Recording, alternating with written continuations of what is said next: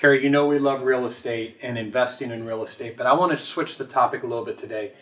Let's talk about affordability and specifically for those younger generations. What do you think about affordability of just housing right now? So I look at it two ways. One, we had the 30-year mortgage at one point break 8%. I think today it's probably in the sixes. I haven't looked in the last week, but it's probably 5.8, 6.1, 6.2. So as compared to 3.25 2 years ago, you're spending a lot more money in your monthly payment. That's also caused a lot of people to not put their homes on the market. So it's one of the lowest inventory, what I've seen today in almost 3 years, because people aren't wanting to pay the higher interest costs.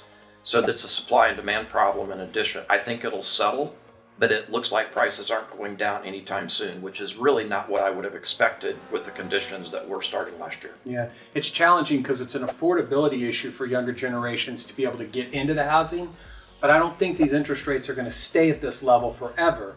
So it's a barrier of entry, but not a long-term affordability from a payment standpoint if they could refinance later. So generally, 30-year mortgages, there's a statistic out there that I'm not going to quote it exactly, and most of them don't even make it 5 years. Yeah. So it's not really Before it's refinanced. That's right. Yeah. So it's not a 30-year decision. It's probably a 4 or 5 year time frame. So if people can bite the bullet for 36 months or so, I think rates will settle and we'll be in a much better spot to have long-term debt that they can afford. Yeah, and right now, if you can get into a home, it may be a good time, and then refi later. Depends on your specific situation. Still something very comforting about having your own home, your own roof, even if it's costing. And then there's tax benefits too. Yeah, absolutely.